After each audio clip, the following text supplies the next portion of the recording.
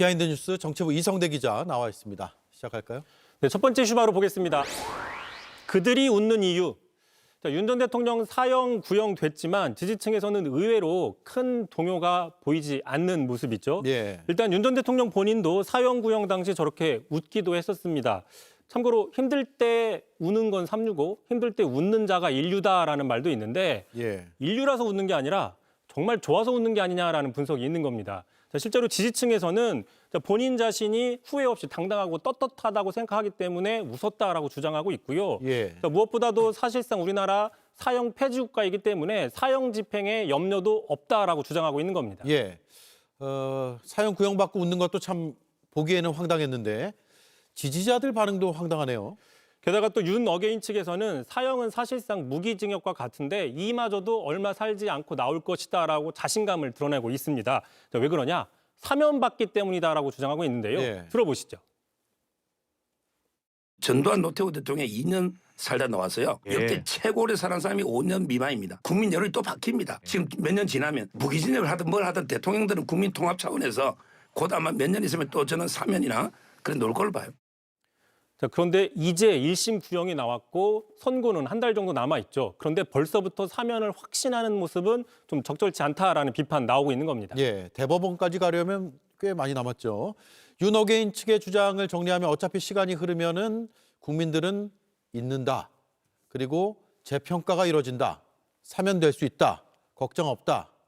이런 거네요. 그렇습니다. 국민들 시간 지나면 잊을 테니까 지금의 이런 비난들 큰 문제 없다라는 인식 자체가 부적절하다, 무책임하다라는 비판이 나오고 있는 것인데 다만 이런 비슷한 주장이 과거에도 나온 적이 있습니다. 윤 전 대통령 탄핵 초기에 비슷한 주장이 나왔는데 바로 윤상현 의원입니다. 이야기 들어보시죠. 네. 나도 박 대통령 탄핵 앞장서 반대해서 나 욕 많이 먹었어. 그런데 1년 후에는 다 야 윤상현 의리 있어 좋아. 그다음에 무속가도 다 찍어주더라. 내일 모레 1년 후에 국민은 또 달라져. 예. 국민의 민주주의 의식을 너무 저평가하는 것 같군요. 그렇습니다. 그래서 이제 잊지 말자고 이렇게 또 보도를 해드리는 거고요. 참고로 이제 민주당은 아예 사면 대상에서 내란 사범은 제외하는 법적 제도적 장치를 만들어야 된다라는 주장까지 하고 있고요. 이미 사면법 개정안을 발의한 서영교 의원도 절대로 사면은 안 된다라고 주장을 했습니다. 들어보시죠. 전두환 노태우가 구속 후 사면으로 풀려났습니다.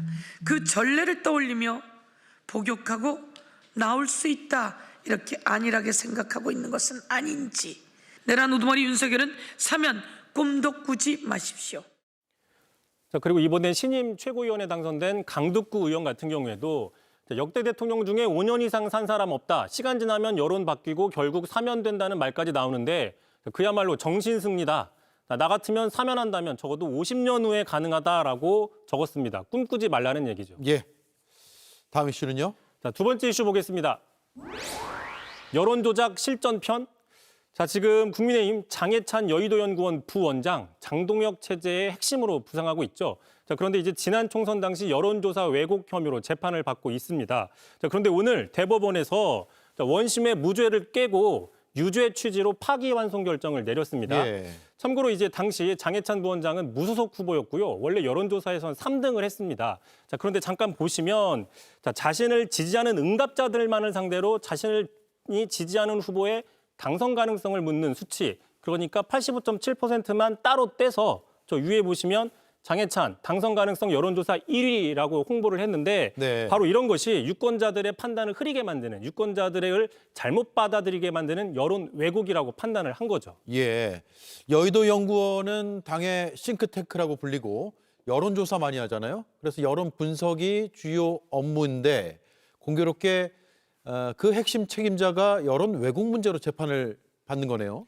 그렇습니다. 게다가 지금 장해찬 부원장은 한동훈 전 대표 제명 결정에 대해서 적극적으로 주둔하고 있는 대표적인 인물이죠.